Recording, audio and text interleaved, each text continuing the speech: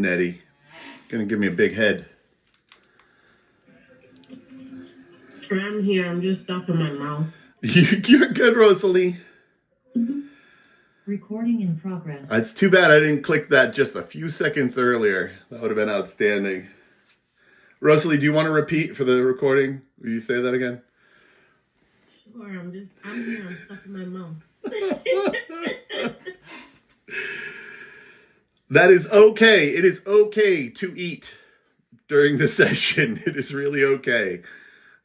All human needs are encouraged to be taken care of. All right.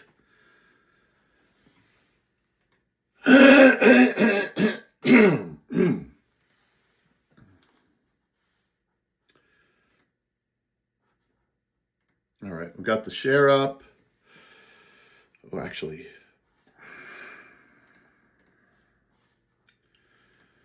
All right. Oop. Behavior change ahead. What when you have needed to change your behavior, what has that required? Determination. Say more, Nettie, please. In order to change behavior, it takes determination, it takes patience, it takes you have to self-motivate. Okay, but Nettie, why did you change? Why change? You get tired of repeating the same behaviors. Get tired of repeating the same mistakes. You want progress. Sure. To better yourself, Maria says. Sure. And what does that mean, right? What that means is going to be individual for each person, surely. Right. Okay. What you said determination, right? Discipline, Alexis. Thank you. What do we mean? Determination, discipline. Like, how does that show up? What does that look like? Like, these are big words that folks like to use, but I want to make them practical. Like, what did discipline look like for, or what did determination look like for you, Nettie? A lot of tears. Yeah. A lot of writing. A lot of repeats. A lot of burps along the way. So I call it pity parties. A lot of pity parties. Pity parties? Yeah. Okay. Just, woe is me, you know?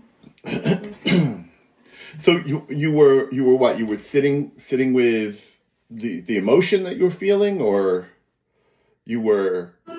Yeah, and then getting upset if I, said I wasn't going to do something again, or maybe see a person again, or whatever related to the goal I was trying to accomplish at the time.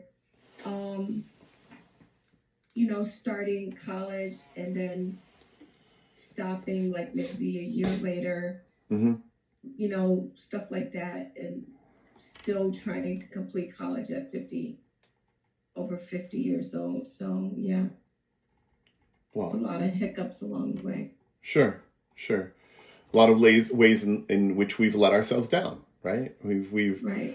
Gone back to that relationship that we knew was unproductive. We've done the activity, right? Or not done the activity, like, going to the gym or having a gym membership is something I've had for years, right? But being faithful about it has been a challenge for me to really, right, like take on. It's like, what's stopping me from getting there between the hours of, 3 times a week, or getting there on the weekend, right?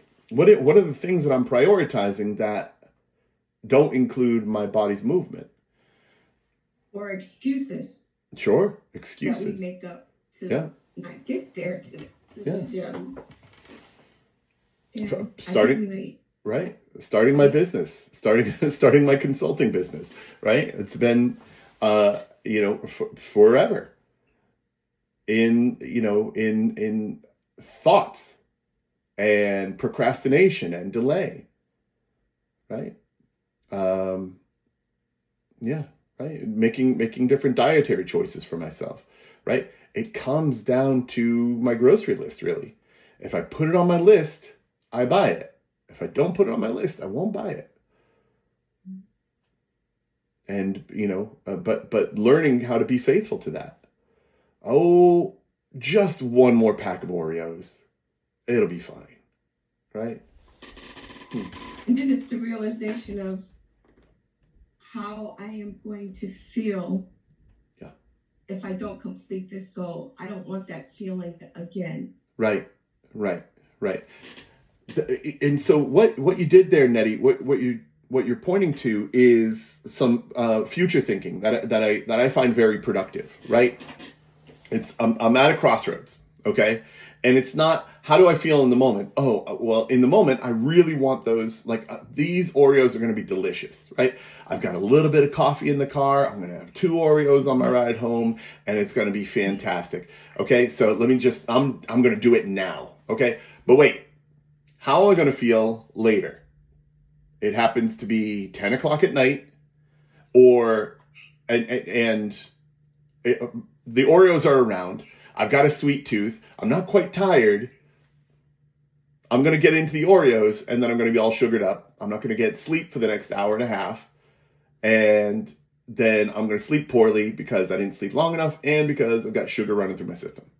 Right. The Great. feeling of euphoria goes, and then it goes away. It comes so nicely, those Oreos, And then maybe I'm at number 8 on the Oreo, and then it's Sure. like afterwards, the sense of euphoria just fades away, and then you're left with the reality of that goal thing again. Yeah.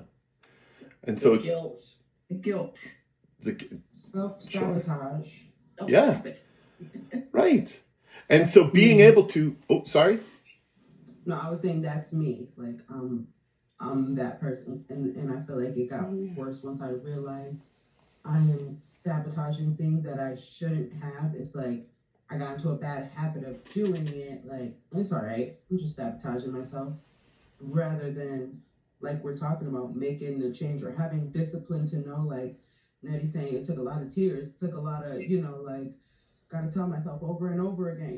It took discipline to be able to become, better at something or get through something. I think it's just a natural thing we do, unfortunately. And if you don't have the discipline, or if you don't have, better in your mind telling you, like, okay, let's stop doing this, let's not do this, then you just do it. It's like, it kind of. Yeah. It takes a bit to build. Yeah. Alexis, thank you. I think for me, it was realizing that I'm worthy of not feeling like crap. I'm worthy of liking, to a greater degree, the shape of my body, the way that my body feels. I'm worthy of a good night's sleep so that I can show up tomorrow, like 100% ready from a rest perspective for what the day has to bring. And it could be work, could be school, could be my kids, could be my relationships, right? But if in that moment, if I remember how I want to be and how the Oreos are not going to bring me to that future, that's when making the choice to put the Oreos down or not pick them up at all really becomes possible for me. Yeah. So in the trans theoretical model, right, in the stages of change, we look at this sort of framework, okay? And Christian, I haven't heard from you enough yet today. Would you mind reading the left side down? Definitely. And then the right side down? Pre-contemplation, contemplation, preparation, action, and maintenance. And then for the right side, okay, and let me just stop you real quick. So contemplation, right? What's contemplation? trying to make up your mind to do it. It's just thinking, right? Yeah, making up your mind, right? I'm thinking about it. What happens before you think about it? Ooh, Oreos taste good, right? It's like intuitive. Maybe your mouth starts to water. Oh my! There's a Dunkin' Donuts right there. I've got the Oreos right here. It's just it's gonna be perfect, right? And then the contemplation, you're thinking about it. Wait a second. Okay. All right. So I just want to make sure that the terms here are accessible to everybody. And so, yeah, go ahead with the right side there. No, maybe, prepare/plan, do, keep going. Mm-hmm. And then when we relapse, what kind of happens there?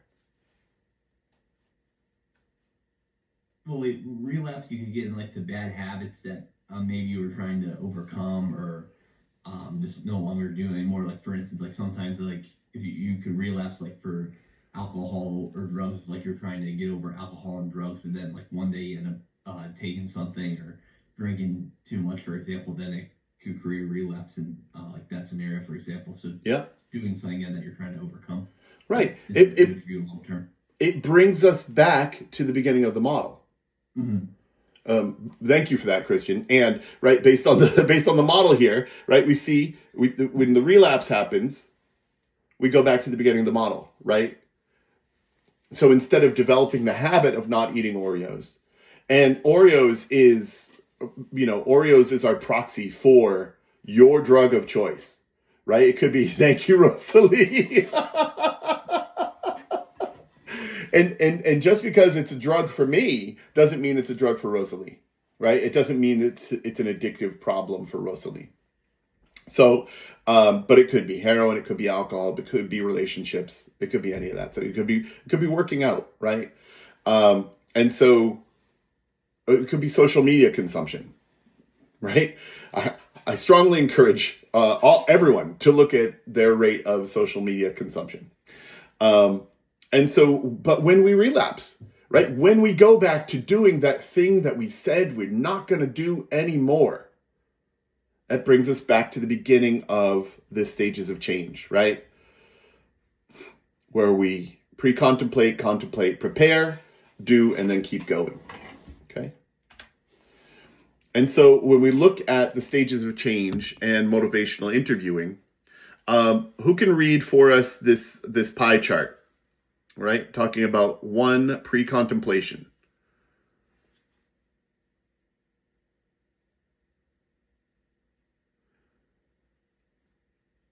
Alexis, you waving? Yep, go ahead. Okay. Do you want me to read the chart first? Oh yeah, please start with the chart. Okay. The stages of changes and MI. 1, pre-contemplation, no problem, not ready. 2, contemplation, maybe there's a problem. 3, preparation, what can I do about my problem? 4, action, actively working on the problem. 5, maintenance, I fixed my problem for over 6 months. Right. 80%, oh, do you want me to read that? No, yeah, keep going. Okay, 80% of clients entering counseling are in stages 1 through 3.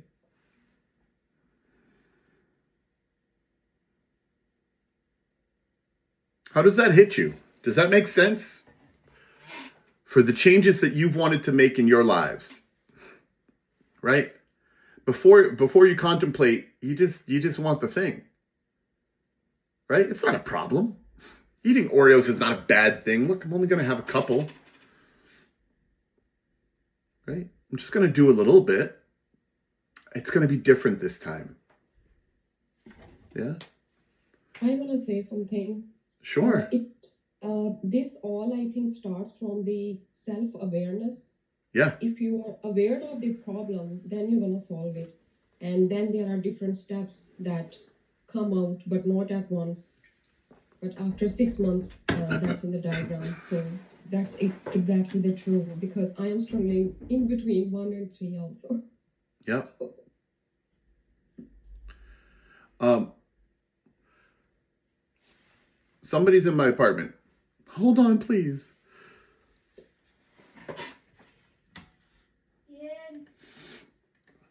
Yeah.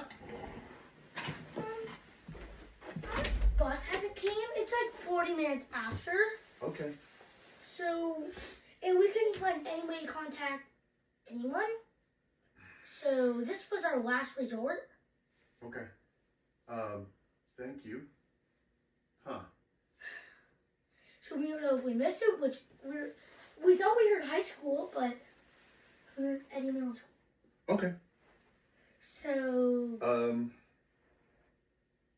Well, I'm teaching right now. So That's why we didn't want to come down here. Yeah, no, I appreciate it. Here, why don't you call your Graham? All right. We can just take my. Sorry for disturbing.